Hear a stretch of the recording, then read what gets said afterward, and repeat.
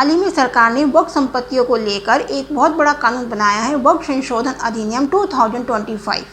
कुछ लोग इसको सुधार बता रहे हैं तो कुछ लोग इसको धार्मिक मामलों में दखलंदाजी, और इसलिए इसको संविधान के अगेंस्ट बता रहे हैं और इसका विरोध कर रहे हैं। तो ये संवैधानिक है या असंवैधानिक, क्या है ये वक्फ, कौन करता है इसका प्रबंधन। 2025 का ये नया संशोधन आम नागरिकों के लिए किस तरीके से अब महत्वपूर्ण है, अगर इन सवालों के आप जवाब जानना चाहते हैं तो इस वीडियो को एंड तक जरूर देखिएगा। सबसे पहले हमको ये समझना होगा कि वक्फ क्या होता है। देखिए, कोई भी मुस्लिम व्यक्ति जब अपनी चल और अचल संपत्ति यानी कि अपनी ज़मीन, अपनी दुकान, मकान या फिर अपनी संपत्ति को धार्मिक और समाज सेवा कार्यों के लिए हमेशा के लिए दान कर देता है तो उसे हम वक्फ कहते हैं, और इस संपत्ति को वक्फ संपत्ति बोलते हैं। और ये अपरिवर्तनीय होती है, यानी कि इसका अब मालिकाना हक बदल नहीं सकता, और ये ना तो बेचा जा सकता है और ना ही इसको किसी और को दिया जा सकता है। फॉर एग्जाम्पल, अगर कोई व्यक्ति अपनी ज़मीन मस्जिद के लिए दान कर देता है तो उसके ऊपर अब वक्फ बोर्ड का अधिकार हो जाता है, और ये दान कई कारणों से किया जाता है। फॉर एग्जाम्पल, मस्जिद बनाने के लिए, मदरसा, कब्रिस्तान, अनाथालय या फिर गरीबों के लिए हॉस्पिटल बनाने हो। 1954 में सरकार ने वक्फ अधिनियम पारित किया और इसके बाद वक्फ का सेंट्रलाइजेशन हुआ। वक्फ बोर्ड देखिए एक कानूनी संस्था है जो वक्फ संपत्तियों के प्रबंधन के लिए बनाई जाती है। 1995 में पुराने अधिनियम में संशोधन किया गया और नया वक्फ अधिनियम लागू किया गया, और इसके अकॉर्डिंग हर राज्य में एक वक्फ बोर्ड की स्थापना की गई ताकि इन वक्फ संपत्तियों की देखभाल हो सके। और वक्फ बोर्ड एक मुतावली यानी कि प्रबंधक की नियुक्ति करता है ताकि इन वक्फ संपत्तियों का संचालन हो सके। इसके साथ साथ एक वक्फ ट्रिब्यूनल बनाया गया कि अगर वक्फ से संबंधित कोई भी विवाद हो तो अदालत में नहीं, इस ट्रिब्यूनल में सुनवाई होती थी। 2013 में सरकार ने 1995 के मूल वक्फ अधिनियम में संशोधन करके धारा 40 को जोड़ा, और यह धारा वक्फ बोर्ड को यह अधिकार देती है कि कोई संपत्ति वक्फ संपत्ति है या नहीं। इस तरह से इस संशोधन से वक्फ बोर्ड की शक्तियां बढ़ाई थी। अब सवाल ये उठता है कि वक्फ संशोधन अधिनियम 2025 क्यों लाया गया। तो देखिए, वक्फ संशोधन अधिनियम 1995 में कुछ कमियां महसूस की गई, और वो ये थी, कई बार वक्फ संपत्ति पर अवैध कब्जे हो जाते थे, और कई मामले ऐसे भी आए कि व्यक्ति को पता ही नहीं होता था कि उसकी संपत्ति वक्फ घोषित हो चुकी है, और वक्फ संपत्ति से संबंधित रिकॉर्ड्स में ट्रांसपेरेंसी नहीं थी, जिसके कारण लोगों को जानकारी नहीं मिल पाती थी। तो वक्फ संपत्तियों के प्रबंधन में ट्रांसपेरेंसी, जवाबदेही और दक्षता लाने के लिए वक्फ संशोधन अधिनियम 2025 लाया गया, और इस विधेयक को उम्मीद विधेयक 2025 के नाम से भी जाना जाता है। पहले ये विधेयक लोकसभा में पेश किया गया और वहाँ पर 12 घंटे बहस चली, उसके बाद वोटिंग हुई, और इसके पक्ष में 288 वोट पड़े और विपक्ष में 232। उसके बाद ये राज्यसभा में पेश किया गया, वहाँ पर 13 घंटे बहस चली, उसके बाद वोटिंग हुई, जहाँ पर इसके पक्ष में 128 मेंबर थे और विपक्ष में 95।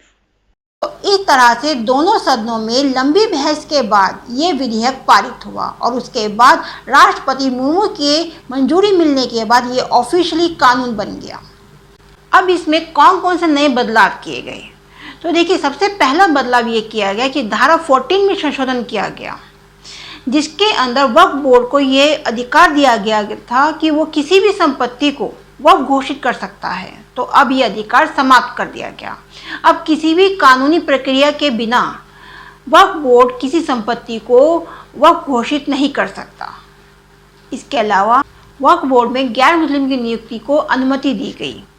इसके साथ ही धर्म विशेषज्ञ का होना भी अनिवार्य कर दिया गया। वक्फ बोर्ड और वक्फ परिषद में कम से कम 2 महिलाओं का होना अनिवार्य किया गया ताकि महिला सशक्त बने, और कोई भी निर्णय लेने में इनकी भागीदारी को सुनिश्चित किया गया। अब किसी भी संपत्ति को वक्फ घोषित करने से पहले उसका वेरिफिकेशन करना जरूरी होगा ताकि आने वाले समय में मनमाने दावों और विवादों से बचा जा सके, और ये जिम्मेदारी होगी जिलाधिकारी यानी कि कलेक्टर की। इसके साथ साथ अगर कोई व्यक्ति अपनी संपत्ति वक्फ को दान करता है तो वो पिछले कम से कम 5 वर्षों से इस्लाम धर्म को मानने वाला होना चाहिए। कुछ लोग इसको दान करने के अधिकार पर मनमाना प्रतिबंध लगाने की बात करते हैं। वक्फ संपत्तियों पर लिमिटेशन एक्ट 1963 लागू किया गया और वक्फ अधिनियम 1995 की धारा 107 को समाप्त कर दिया गया। इसका अर्थ है कि वक्फ बोर्ड किसी संपत्ति पर एक निश्चित समय सीमा के बाद अपना अधिकार का दावा वो नहीं कर सकता है।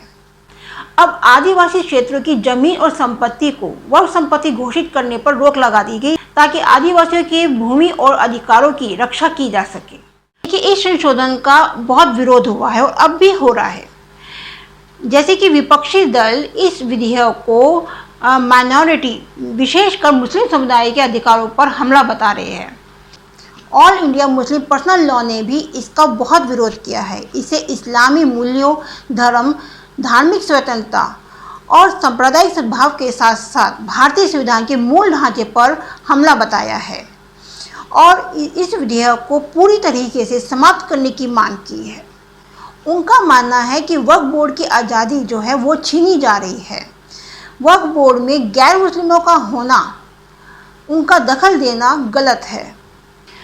कुछ लोग इसे संविधान के आर्टिकल 14 यानी कि समानता का अधिकार, आर्टिकल 25 यानी कि धर्म का पालन और उसका प्रचार करने की स्वतंत्रता और आर्टिकल 26 यानी कि धार्मिक संप्रदायों को अपने धार्मिक मामलों का प्रबंधन करने की स्वतंत्रता और आर्टिकल 29 यानी कि अल्पसंख्यकों का अधिकार और 300A संपत्ति के अधिकार का उल्लंघन मानते हैं और इसी आधार पर उन्होंने सुप्रीम कोर्ट में कई याचिकाएं दायर की है। 2025 का ये नया वक्फ संशोधन संवैधानिक है या असंवैधानिक, चलिए इसके ऊपर विचार करते हैं। देखिए, जो लोग इसके विरोध में हैं वो ये कहते हैं कि वक्फ बोर्ड एक इस्लामिक धार्मिक संस्था है और इसलिए इसमें गैर मुस्लिमों की नियुक्ति धार्मिक स्वतंत्रता का उल्लंघन है। जैसा कि संविधान के आर्टिकल 26 में ये कहा गया है कि हर धार्मिक संप्रदाय को अपने धार्मिक मामलों का प्रबंधन करने का अधिकार है। लेकिन जो लोग इसके सपोर्ट में हैं वो ये कहते हैं कि वक्फ बोर्ड एक पब्लिक बॉडी है जो संसद के कानून से बना है और सार्वजनिक संपत्तियों का प्रबंधन करता है। और आर्टिकल 15 और 16 ये कहता है कि सार्वजनिक पदों में नियुक्ति केवल धर्म के आधार पर नहीं की जा सकती। इसीलिए पारदर्शिता और निष्पक्षता के लिए गैर मुस्लिम की नियुक्ति सही मानी जा रही है। अब बात करते हैं कि वक्फ संपत्ति पर लिमिटेशन एक्ट 1963 लागू होना। तो जो लोग इसके विरोध में हैं वो ये कहते हैं कि इससे वक्फ संपत्तियों पर 200 साल पुराने जो दावे हैं वो समाप्त हो जाएंगे और मुस्लिम समुदाय को बहुत ज़्यादा नुकसान होगा। देखिए, लिमिटेशन एक्ट 1963 हर संपत्ति विवाद पर एक समय सीमा तय करता है, जैसे कि 12 साल, 30 साल, और ऐसा इसलिए किया गया है ताकि कोई भी केस एक टाइम पीरियड में सॉल्व हो सके। पहले ये वक्फ संपत्तियों पर लागू नहीं होता था, जिससे लंबे समय तक पुराने दावे भी उठते रहते थे। और ये संविधान के अकॉर्डिंग इसलिए बताया है क्योंकि आर्टिकल 300A के तहत जो प्रॉपर्टी राइट दिया गया है वो कानून के द्वारा सुरक्षित होता है। टाइम लिमिट तय करना कानूनन वैध है और इससे लैंड डिस्प्यूट जल्दी निपट सकते हैं।